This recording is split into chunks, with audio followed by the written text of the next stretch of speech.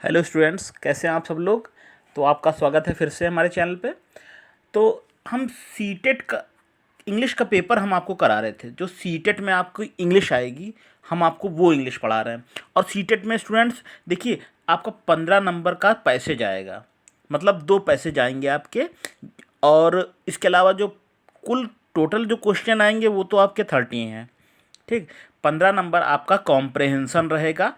Passage दिए होंगे 2 passage, और उसमें से आपको प्रश्नों के उत्तर छांट के लिखने हैं। ठीक, ये हम आपको अलग से समझाएंगे। और जो 15 क्वेश्चन होंगे वो आपकी थ्योरी ऑफ लैंग्वेज पे होंगे। कैसे, how to learn a language and its application. ठीक, तो वो ग्रामर से होंगे क्वेश्चन। ये हम आपको क्वेश्चन बता रहे हैं। और इससे पहले की वीडियो में हमने बताए थे, पहले की वीडियो आप देखिएगा इसमें। और सीटेड में स्टूडेंट्स थोड़ा अलग तरह की इंग्लिश आती है। ठीक, तो जिस तरह से क्वेश्चंस आते हैं वो क्वेश्चन हम आपको बता भी रहे हैं। तो चलिए हम देखेंगे, और देखने से बताने समझाएंगे हम आपको अच्छी तरह से। और स्टार्ट करने से पहले फिर हम कहेंगे, हमारी मेहनत को थोड़ा कामयाब बनाइए। सीटेट की जो बच्चे तैयारी करना अब तक उन तक वीडियो भेजिए, चैनल सब्सक्राइब करवाइए। चलिए देखेंगे क्वेश्चन। कॉम्प्रहेंशन की आपकी हम अलग से प्रैक्टिस करवाएंगे। ठीक, पैसेज और उसके प्रश्न कैसे छांटते हैं, कैसे करते हैं, आप करते भी होंगे, उसको और बेहतर तरीके से हम बताएंगे। तो हमारा पहला जो क्वेश्चन है, कंपाउंडिंग इज। कंपाउंडिंग क्या है? तो कंपाउंड वर्ड्स किसे कहते हैं, आप ऐसे समझिए। कंपाउंड वर्ड्स किसे कहते हैं? देखिए, जब दो को वर्ड्स मिलकर एक नया शब्द बनाते हैं। अब क्लास है और एक शब्द है टीचर है, तो ये कंपाउंड वर्ड्स हो गए। क्लास टीचर, क्लास अलग है, टीचर अलग है, तो क्लास टीचर मिलाकर हो गया है कंपाउंड वर्ड, हो गया हमारा कंपाउंड नाउन, जिसको कहेंगे कक्षा अध्यापक। अब डाइनिंग टेबल, टेबल अलग है, डाइनिंग अलग है, तो मिला कर हो गया खाने वाली मेज। इस तरह से बताया ना। रूम अलग है, स्टाफ अलग है, तो अब क्या होगा, दोनों को मिला देंगे, क्या हो जाएगा, स्टाफ रूम, जहाँ कर्मचारी बैठते हैं किसी संस्था में काम करने वाले। तो जैसा हमने आपको बताया, कंपाउंडिंग क्या है? दो अलग अलग शब्द जिनका अर्थ अलग है मिल करके एक नया शब्द बनाते हैं। ठीक, इसको कहेंगे कंपाउंडिंग। आप डिफिनेशन, ये जो ABC ऑप्शन लिखे हैं इनको पढ़िएगा, डी भी है नेक्स्ट स्लाइड में, तो इनको पढ़िएगा। Stringing together older words like the formation of earthquake from earth and quake, ये है। Removing seeming affixes from existing words such as forming edit from editor, इसमें सफिक्स हटाकर एडिटर हो गया। ज्वाइनिंग पार्ट्स ऑफ टू और more older words such as forming smog which comes from smog and fog. अब editor में, second वाले option में editor जैसे आया है ADITOR, इसमें एडिट और OR हटा दिया गया है। ये नहीं है, कंपाउंडिंग का अर्थ नहीं है। कंपाउंडिंग का जो सही अर्थ है वो यही है, अर्थ अलग है। ठीक है, क्वैक, तो दोनों को मिला दिया, कंपन, क्वैक कंपन, तो पृथ्वी का कंपन मिला के हो गया अर्थ क्वैक। ठीक, कंपाउंडिंग जैसे हमने आपको बताया था, तो अर्थ क्वैक को मिला देंगे तो हो जाएगा भूकंप। ठीक, तो इसको कहते हैं कंपाउंडिंग। अब एडिटर में एडिट और OR जोड़ा था, ये नाउन हो गया हमारा। तो ऐसा नहीं है कि OR हटा देंगे और एडिट है ये कंपाउंड वर्ड हो गया। प्रीफिक्स सफिक्स नहीं, कंपाउंड में दो नए शब्द होते हैं जो मिल करके एक तीसरा अर्थ देते हैं। चलिए हम अगला प्रश्न देखेंगे। और हाँ स्टूडेंट्स, कंपाउंडिंग में प्रीफिक्स या सफिक्स नहीं लेंगे। जैसे डी ऑप्शन में था, सेम था और लेस है, तो सेम लेस नेस ये सब नहीं होगा। सफिक्स जैसे सेम है शर्म, लेस है सफिक्स, तो सेम लेस और नेस जोड़ दिया, शर्म, जैसे सेम लेस नेस शर्म बेजत। तो इस तरह से ये नहीं होगा, प्रीफिक्स सफिक्स नहीं, नया शब्द बनना है कंपाउंडिंग में। अगला देखें, constructivity is a theory where students, constructivism is a theory, ये एक थ्योरी है कंस्ट्रक्टिविज्म। ठीक है, ये थ्योरी है जहाँ पर छात्र क्या करते हैं। चारों ऑप्शन पढ़िए, चारों नहीं समझाएंगे अब स्टूडेंट्स हम आपको, हम जो सही है उसको एक्सप्लेन ज़्यादा कर देंगे, ठीक है, खुद आपको पढ़ना है। तो ये एक थ्योरी है ऐसे ही क्वेश्चन आएंगे स्टूडेंट्स, आपको सीटेट में जो क्वेश्चन मिलेंगे इसी टाइप में मिलेंगे, ठीक है। कंस्ट्रक्टिविज्म, कंस्ट्रक्टिविज्म, ठीक है, ये है। इसमें क्या होता है इस थ्योरी में, study a variety of disease sample and draw well. देखिए इसको नोट कर लीजिए, इसका अर्थ है option B, form their own understanding knowledge of the world. Constructivism, ये इस थ्योरी में जो छात्र होते हैं वो स्वयं की समझ और ज्ञान के आधार पर जो उन्होंने अनुभव किया हो चीज़ों को, उसको उसके माध्यम से वो सीखते हैं। Form their own understanding and knowledge of the world through experiencing things and reflecting on their experiences, ये चीज़ है। तो ई लर्निंग क्या है, अगला क्वेश्चन है ई लर्निंग क्या है। ई लर्निंग, चारों ऑप्शन पढ़िए, चारों ऑप्शन हम समझाएंगे तो आपको बस हम कुछ ही क्वेश्चन बता पाएंगे, ठीक है। तो हम जो क्वेश्चन राइट है उस पर, ई लर्निंग का प्रोसेस क्या है, इन चारों को पढ़िए, बताइए कौन सा है।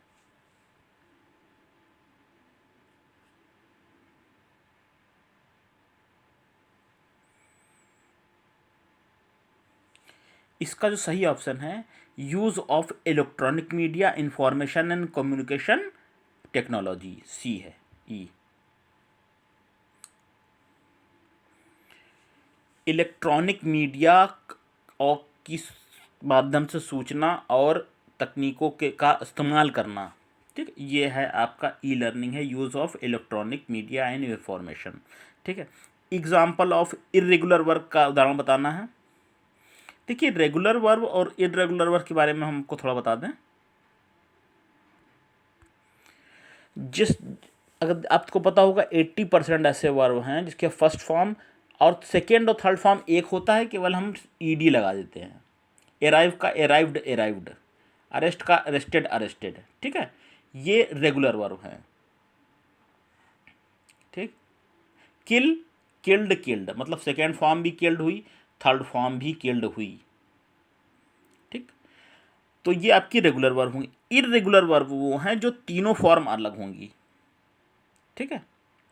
अब जैसे break broke, train trainer, note कर लीजिएगा, रेगुलर और इरेगुलर ना मालूम हो आपको तो रेगुलर वर्ब क्या होती हैं और इरेगुलर वर्ब, नियमित वर्ब और रेगुलर वर्ब हमने आपको बताया ऐसी क्रियाएं जिनकी सेकेंड और थर्ड फॉर्म में क्या लगाते हैं, केवल ईडी लगाना है, केवल आपको ईडी लगाना है, सेकेंड और थर्ड फॉर्म हो जाएंगी। इरेगुलर वर्ब जो है, ये जो इरेगुलर वर्ब है, इस वर्ब में क्या होता है कि तीनों जो फॉर्म होते हैं वर्ब के वो अलग होते हैं।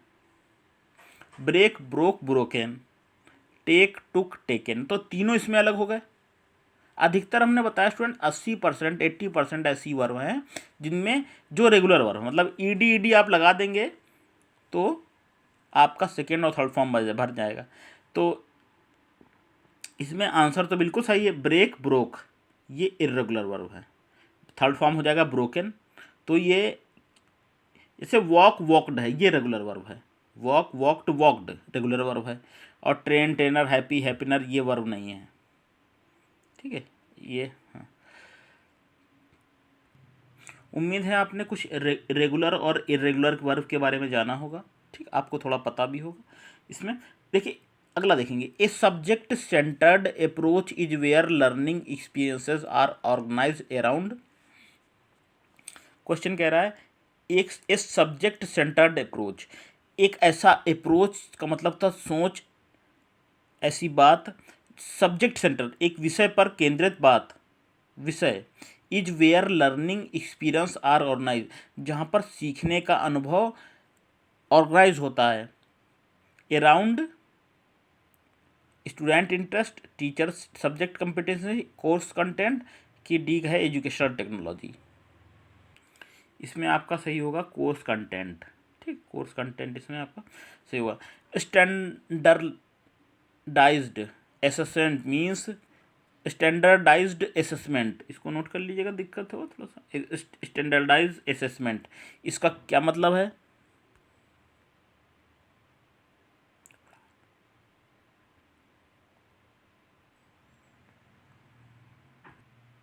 फोनेटिक के हिसाब से बोला जाए तो इसका होगा डी ऑप्शन, फ्लावर।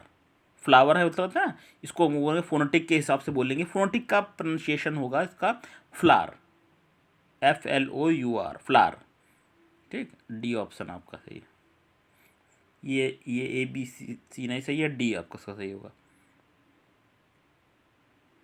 अगला है gathering skill while reading is, gathering skill तकनीक को इकट्ठा करना पढ़ाई के दौरान क्या है? Note taking, note making, puzzling out, analysing. तकनीक को इकट्ठा करना, तकनीक को नोट करना, ये हो जाएगा आपका नोट कीपिंग होगा, note making. Gathering skill while reading is note making. Multiple choice question item consist of a, देखिए आजकल वन डे एग्ज़ाम्स में सभी कितने हो लगभग एग्ज़ाम, डिस्क्रिप्टिव को छोड़ दिया बात, तो अब MCQ फॉर्म का ही टाइम है। मतलब आपका एक क्वेश्चन दिया होगा और नीचे 4 ऑप्शन होंगे, इसी माध्यम से टेस्ट लिया जाता है स्टूडेंट्स ने कितना पढ़ा है डीप, ठीक है, ये कितना स्टडी किया है, इसमें उसकी सारी तैयारी का एनालिसिस हो जाता है। इसी तरह से सभी क्वेश्चन पेपर इसीलिए पूछे जा रहे हैं।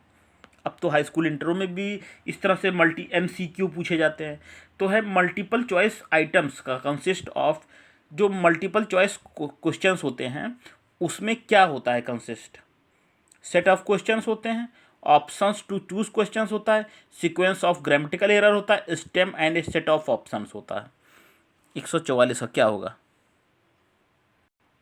MCQ फॉर्म स्टडी को जांचने के लिए अब सबसे बेहतर है, ठीक है, इसीलिए इसको अपनाया जा रहा है हर जगह, हर परीक्षा में लगभग पूछा जा रहा है। MCQ फॉर्म जो होता है इसमें सेट ऑफ क्वेश्चंस होते हैं कि options to choose questions, set of questions, options to choose questions, sequence of grammatical error, grammatical error नहीं होती है, stem and set of options. देखिए क्या होता है MCQ जो राइट इसका ऑप्शन है, सेट ऑफ क्वेश्चंस तो होते हैं लेकिन इसमें डी वाला ऑप्शन आपका होगा, इसलिए होगा क्योंकि इसमें multiple choice item consist of stem, stem मतलब होता है प्रॉब्लम्स होती हैं। MCQ में एक क्वेश्चन जाता है उसके माध्यम से प्रॉब्लम क्रिएट की जाती है, and A set of option, पहले तो एक प्रॉब्लम क्रिएट की जाती है मतलब प्रश्न पूछा जाता है, आप ऐसे समझो, and A set of option, और उसी प्रश्न पर आधारित ऑप्शंस दिए जाते हैं। सेट ऑफ क्वेश्चंस नहीं होगा, ऑप्शंस टू चूज क्वेश्चंस नहीं, डी ऑप्शन है। सेट स्टेम का मतलब होता है, बताया हम लोग को आपको सम प्रॉब्लम, और प्रॉब्लम मतलब जो क्वेश्चन होता है और उसी क्वेश्चन का समाधान करने के लिए सेट ऑफ ऑप्शन होते हैं, ठीक, डी ऑप्शन होगा। अगला देखेंगे, abilities for adaptive and positive behaviour that enable students to deal effectively with everyday demands and challenges. वो योग्यता और तकनीक जिसके माध्यम से छात्र सक्षम बनते हैं भविष्य की और आने वाली समस्याओं से लड़ने की तैयारी करने का। उस स्किल, उसको क्या कहते हैं, उस मेथड को, उस स्किल को क्या कहते हैं? Multiple intelligence, learning domains, life skills, learning method. नहीं, लाइफ स्किल, ये इसके ऑप्शन जो होगा सी होगा, इसको बोलते हैं लाइफ स्किल्स। लाइफ स्किल्स के माध्यम से, लाइफ स्किल इनेबल बनाती, योग्य बनाती है छात्रों को to deal effectively with everyday, वर्तमान समय की या प्रतिदिन की मांग और चैलेंज को पूरा करने के लिए लाइफ स्किल्स, ठीक, वो योग्य बनाती है। अगला देखिए, ए self content unit of A discourse in writing dealing with a particular point और आइडिया इज, आपको इसमें डेफिनेशन लिखी हुई है ऊपर, तो क्या ये ऐसे की डेफिनेशन है कि पोएम की है कि स्टेटमेंट की है कि पैराग्राफ की है? ए self contained unit of A discourse in writing dealing with a particular point और किसी विशेष बिंदु या विचार पर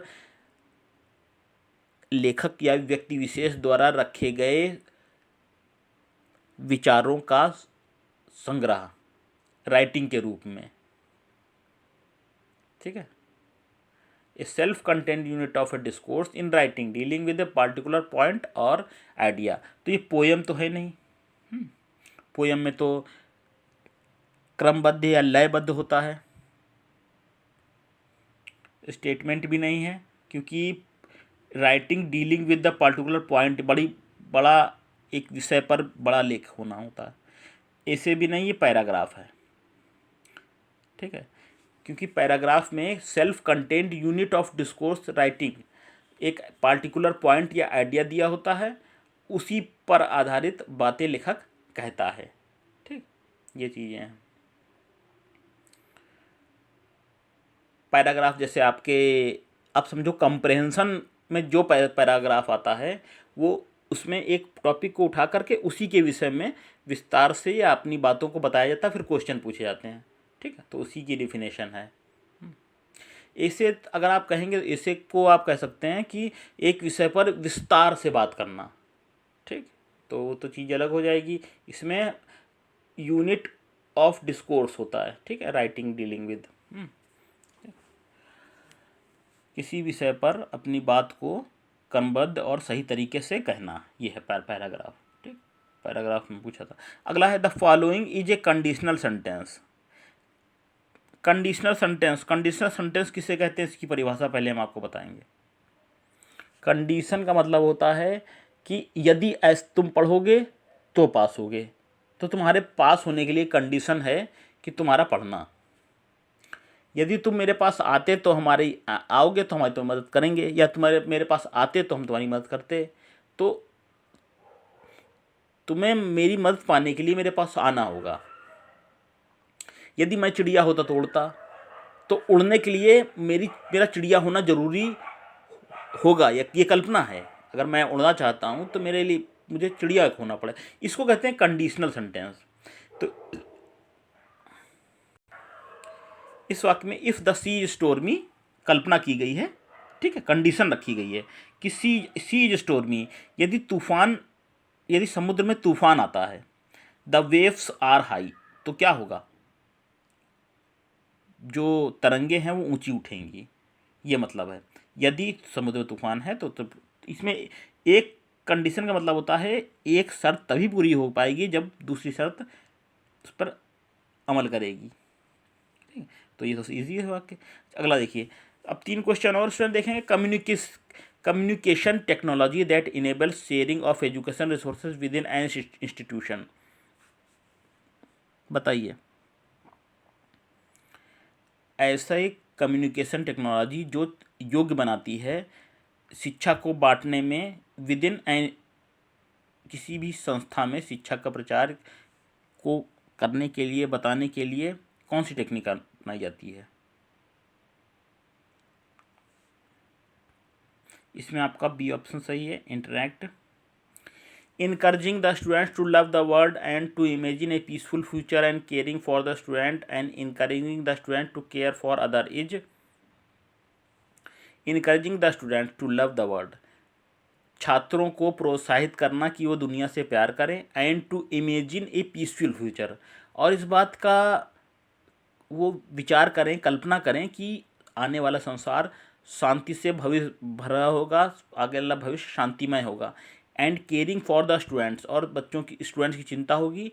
encouraging the students to care for other, और लड़कों को, स्टूडेंट्स को इस बात के लिए प्रोत्साहित करना कि वो दूसरे को चिंता करें, मतलब दूसरे की परवाह करना सीखें।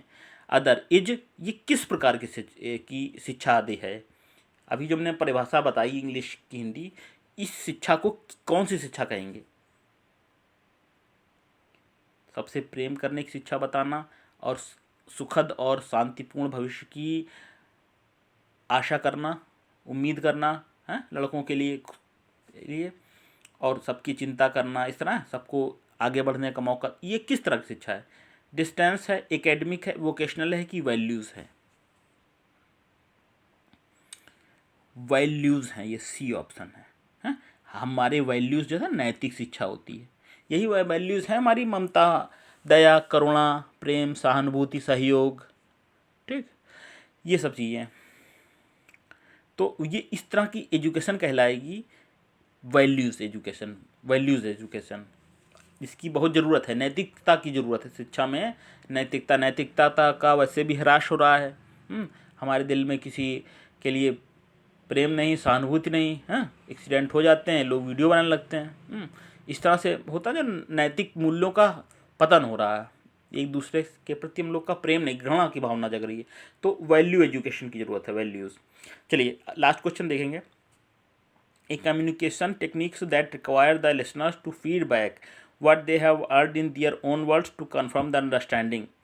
क्वेश्चन पढ़िए इसको, इस क्वेश्चन को पढ़िए, लास्ट क्वेश्चन है, इसका अर्थ बताने की कोशिश करिए।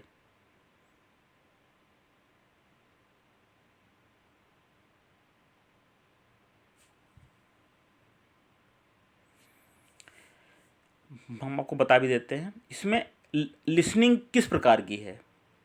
ये लिसनिंग की परिभाषा है ऊपर जो दी हुई है। ये लिसनिंग, सुनना भी कई प्रकार का होता है ना। तो ये दिया हुआ है एक कम्युनिकेशन टेक्निक, दो लोग जो बात करते हैं कम्युनिकेशन कहते हैं। कम्युनिकेशन टेक्निक संचार करना, बात फैलाना अपनी। Technique that require the listener to feed back what they have heard in their own words. ऐसी टेक्निक जिसमें हम उम्मीद करते हैं छात्र सुनी हुई बात को अपने शब्दों में व्यक्त करे। To confirm the understanding of both party, ताकि जो बता रहा है वो इस बात के लिए कन्फर्म हो जाए कि सुनने वाला स्टूडेंट्स उसकी बात को समझ गया है, टीचर ने पढ़ाया, और वही उम्मीद करना छात्र से कि वो वही शब्दों में या दूसरे शब्दों में उस बात को एक्सप्लेन करे। हाँ, हमने तुम्हें पढ़ाया था, बताओ हमने क्या पढ़ाया। तो इस लिसनिंग को क्या लिसनिंग, किस प्रकार की लिसनिंग कहते हैं? इसको कहेंगे एक्टिव लिसनिंग। हम देखना चाहते हैं स्टूडेंट्स इन्वॉल्व थे कि नहीं थे, हमारी हुई बताई हुई बातों को शिक्षा को वो बता पा रहे हैं कि नहीं बता पा रहे हैं। इसको एक्टिव लर्निंग करेंगे। चलिए स्टूडेंट्स, ये सीटेट की इंग्लिश अलग तरह की इंग्लिश है। इसमें लैंग्वेज के नए नए एस्पेक्ट हम लोग सीख रहे हैं किस तरह से, तो हम आपको कंप्रहेंशन भी कराएंगे। ठीक, बस ये है, थोड़ा सपोर्ट करते रहिए, सब सीटेट स्टूडेंट को भेजिए वीडियो। चलिए फिर मिलेंगे, हम आपको और क्वेश्चंस बताएंगे। Okay, thank you. Like, share, subscribe.